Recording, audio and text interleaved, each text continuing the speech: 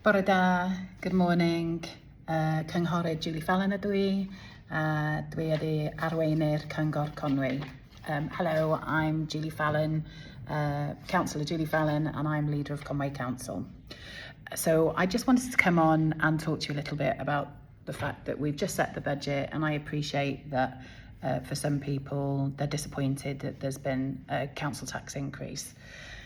And I guess, I've been doing this for 15 years now, and I know before I became a councillor, I didn't fully understand what the council does. So I just thought if I can explain some of that to you and explain why there's been a need for us to increase the council tax to 6%, it might help you, and maybe you will feel a little bit more comfortable about the fact that your money has been spent on certain things. So first of all, in terms of the funding that we receive as a council, so 70% of the funding that we receive actually comes from UK and Welsh Government. We have no say over that, and it's just nowhere near enough to support us in what we're doing as a council in the growing demand and need that we have. Only 30% is made up of the council tax, and unfortunately that is the only area we have any influence over. So in order to continue to provide a service, we've had to increase the council tax by, as I said, 6% to be able to maintain the service that we're providing.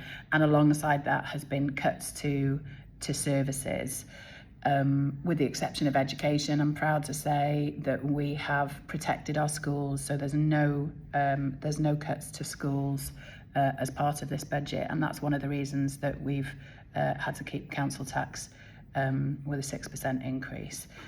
Just in terms of, I'm going to look at my laptop so that I can make sure I'm giving you all the correct information, just to give you a better understanding as to what happens. And I appreciate some of you may know a lot of this, but this is for those who think, where's my council tax money going? I can't understand why there's an increase. So in terms of just initially, so obviously there are pay rises, pensions, increased costs in fuel, petrol, the usual things that increase year in, year out. What we receive from the UK government, Welsh government, doesn't come near to covering those costs, so we have to pick up those costs. So before you've even begun to talk about the increased cost of everything, then we have to find that before we begin to be able to support the increasing demand. So I was just going to go through some of our services. So one of the big ones is social care, which I'm sure may have touched your lives, or you've seen it touch other people's lives. So in terms of what's in social care, so we've got the community wellbeing team, we've got the family support and intervention, supporting families who are perhaps vulnerable for one reason or another. We've got children looked after, so there are children who are in either foster care or care. And obviously they're some of our most vulnerable children, and we have to ensure that we're supporting them. We've got the older people and hospital social work, so the social workers at hospital, they work for us as a council, who come and support you to help to hopefully get you out of hospital and back to where you need to be, and just to ensure that you have what you need. Also in social care, you've got the Youth Justice Service, so supporting young people who find themselves in a position where they need support and help to get back onto the right path. We've got the Vulnerable People Service, so that's vulnerable people within the community. That includes mental health, which I'm sure you're all aware. We've seen a significant increase over recent years. Safeguarding is down to all of us. But we have to have a team there, obviously, to support, again, vulnerable people. That might be children, it may be adults who are vulnerable, older people. Safeguarding, we just need to ensure that people are safe when they interact with others in our community and when they're receiving services. Disability services, as a council, we have responsibility for those living in the community who need additional support, perhaps down to a disability of one sort or another. So we're there to help them, and there are other things. I'm just giving you the headlines. That's in terms of social care. In terms of what we have overall, so we also have responsibility for emergency planning, Obviously, that's the kind of thing that through COVID that we used. We've seen the Conway Tunnel close a few times. If there is a major incident, then the emergency planning comes into action, and it's for us to make sure we're prepared for that. So obviously that's something we need to keep on top of. We have the Environment, Roads and Facilities team, so that includes all the flood defence work that you see along the coastline here, massively important to stop properties from flooding and also to protect infrastructure. So the A55 or other road networks you might use, we need to make sure that they're sustainable. Obviously the train line as well runs along the coast there, so really important. Highways. The team I'm going out with today, actually, and they're going to fill me in on different projects. There's numerous projects that are happening in terms of supporting bridges and road structures and networks throughout the county. There is also work going on for potholes. I know that's something that people raise. That there's a programme, and I'll share that with you when I have more information. Or Councillor Mike Priestley is the cabinet member, so it may be that he will share that with you. We've got estates and asset management. So obviously as a local authority, we own a number of properties, so we need to make sure that that they are managed in the appropriate way. That could be schools, it could be council buildings like Venue Cymru or Coed Pecha.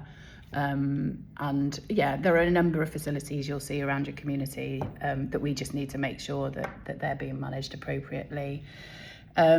Fleet services, so obviously you've got the buses that pick our children up each day.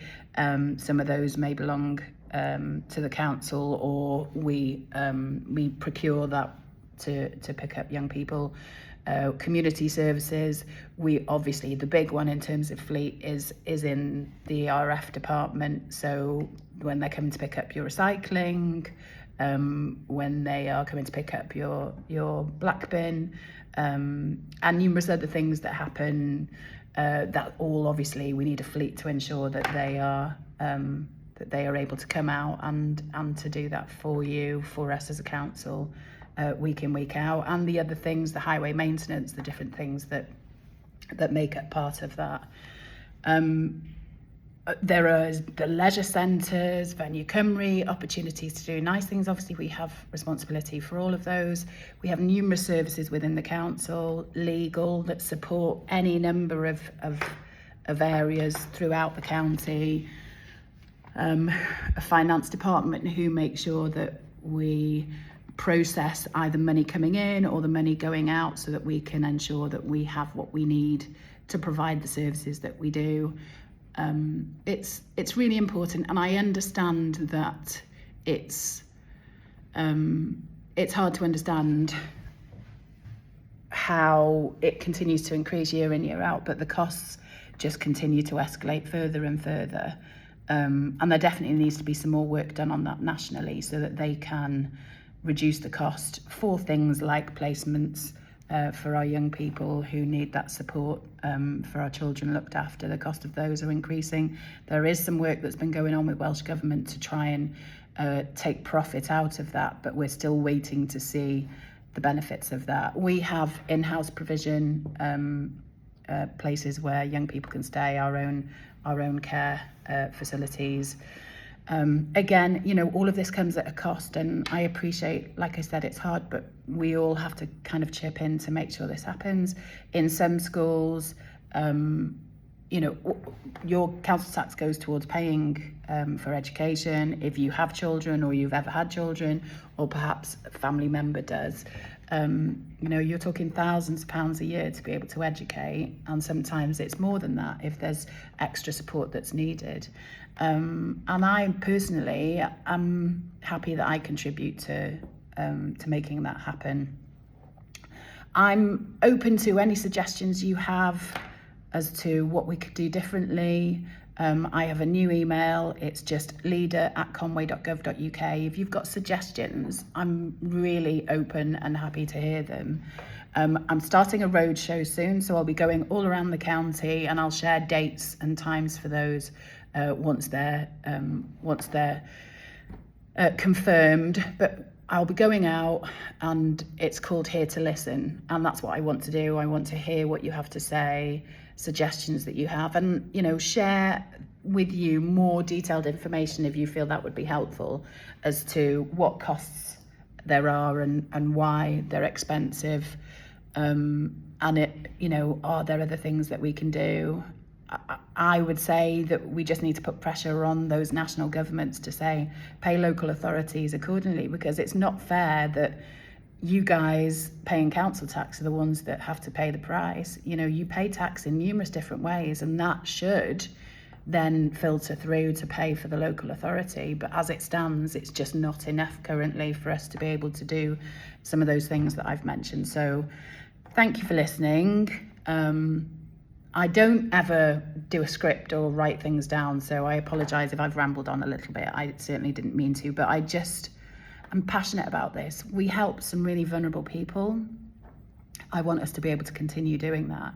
And the alternative, if we don't set a balanced budget, is that an external body comes in and they do it for us, and they won't have the heart or compassion or understanding as to the impact that might have on you in the community.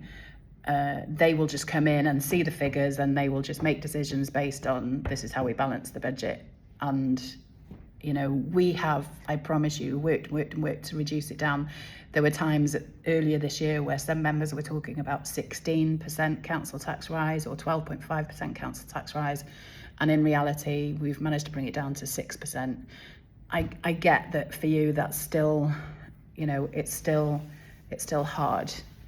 It's still hard to swallow that, but I promise you that we are doing everything we can to ensure that that every penny of that is spent in an appropriate way that gives you value for money, and it helps us to help, as I said, typically some of the most vulnerable families in our community, but also to make sure where we live is what it should be, that it's a nice place to live, and it is. We're very blessed to live here. So I, as leader, will continue to work with my cabinet, with officers, with other members to keep council tax as low as we can, but to make sure that our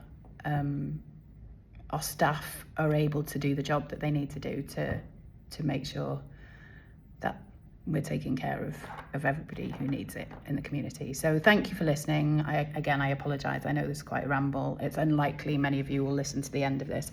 I've been told that 40 seconds is when people tend to switch off from videos, and obviously I'm 12 minutes past that. So thank you for listening. And like I said, leader@conway.gov.uk. If you've got suggestions, then please let me hear them. Okay, thank you. Bye.